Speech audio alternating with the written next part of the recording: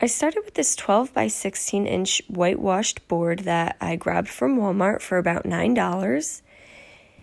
And then I had this 4-inch burlap that I found from Hobby Lobby with a lace on the top and the bottom. And what I did is I started on the back side of my board and I glued the one end of the burlap and I wrapped it around the front of the board, gluing just the bottom of the burlap. And I finished it off by gluing the other end to the back of the board. And then I took another strip of burlap and I did the same thing.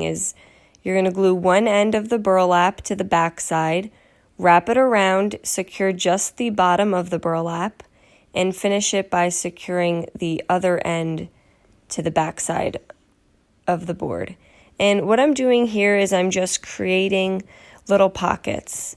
Now, depending on the size of the board you have, you could just cut more strips of burlap.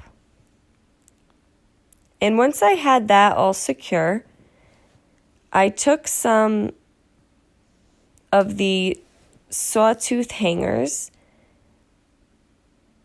and I just nailed one into the top backside of my board. And this is what we use a lot of the time to hang our projects.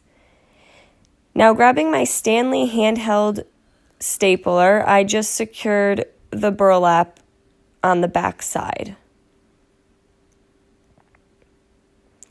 I put that aside and I took some scrapbook paper and I cut it into 4 small sections. And I had these wood letters and I'm going to just varnish the paper onto the wood letters. So you're going to varnish, lay the paper down, and then varnish on top. My letters here are going to spell the word mail, and you could also just paint over the wood letters, which honestly, after I had all of this decoupaged on, I didn't like how it blended into my wood, so I ended up adding some stuff to the top. So you can just paint or you can add a napkin. You could decorate these really however you wish.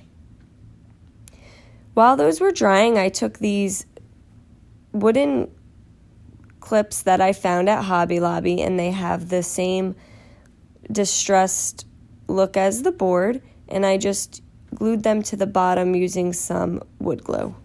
When my letters were dry, I went back to them and I just cut out the middle of the A using a razor blade, and I just cleaned up any extra paper that was hanging over, and I glued them to the top of the board with some hot glue. And as I mentioned before, I don't really like how these blended into the board. So what I did is I took a very dry brush of black paint and I went on top of my floral pattern. And as the paint dried, you can see some of the floral through it. And I just took some gilding wax and brushed it on top of the letters. And then you can just take some cute paper clips and clip them to the front and decorate it however you like. And now you just have this easy mail holder / organizer. Guys, thank you so much for watching. Paint products can be found on our webpage at chalkitupfancy.com, and you can check out some other tutorials on our YouTube channel. Have a great day.